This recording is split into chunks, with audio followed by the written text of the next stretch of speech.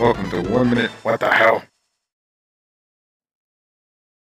So here we are playing Sonic Blast Man on the Super Nintendo. This is a classic beat 'em up game on the Super Nintendo, as you can see there.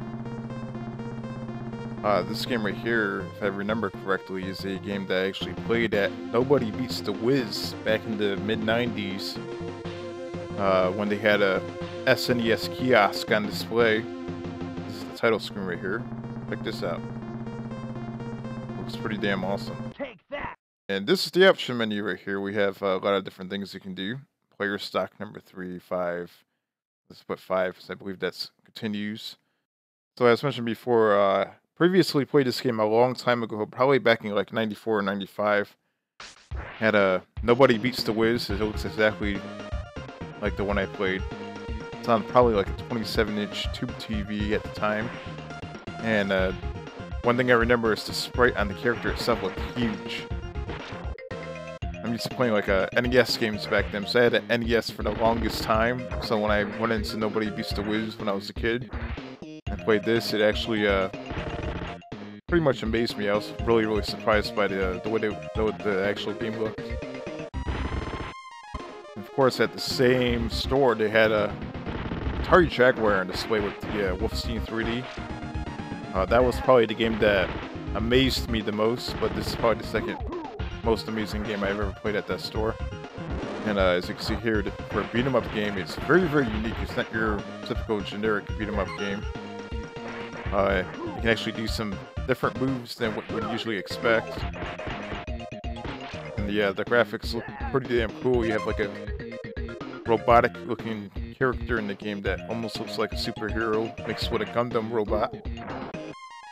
And I like how when you punch these guys, you actually get a little comic bubble that pops up, or a phrase that pops up right above them.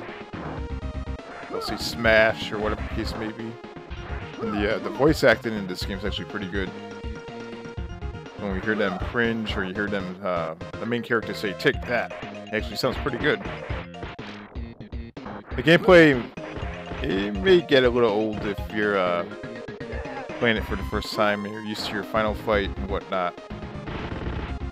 But I think the game's actually pretty fun.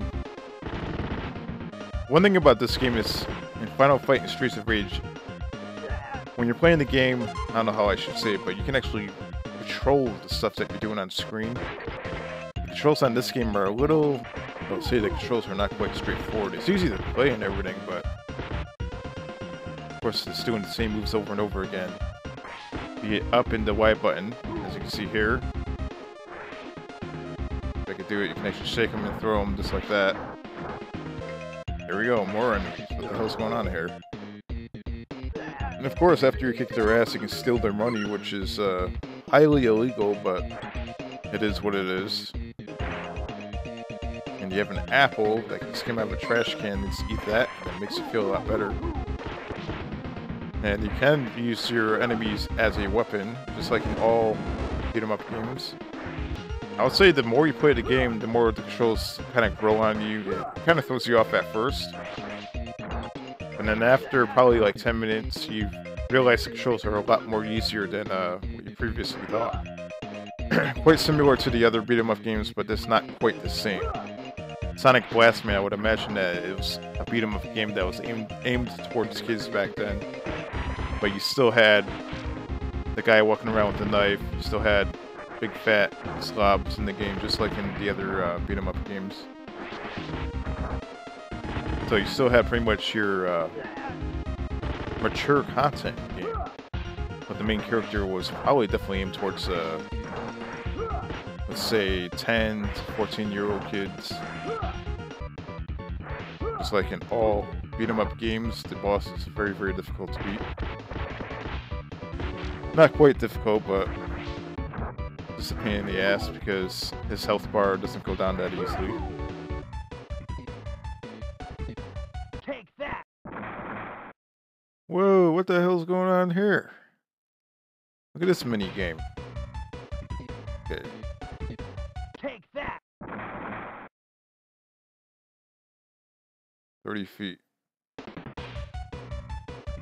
Well, I can tell you right now, if this came out in like obviously in around 2001, this would have been banned real easily. So, whoa, especially that. Look at that. Good thing. It's a good thing that this game released probably 5 or 6 years before that happened. That was a pretty freaking awesome mini game. It was actually pretty cool. And as you can see, the level designs do change, and you pretty much get the same gameplay. Awesome mini games. Overall, this game is a hidden gem on the SNES. It is a very, very awesome beat 'em up game. Highly recommend it. Kind of enjoy playing it better than Final Fight, believe it or not. I think this is probably one of the best beat 'em up games on the Super Nintendo.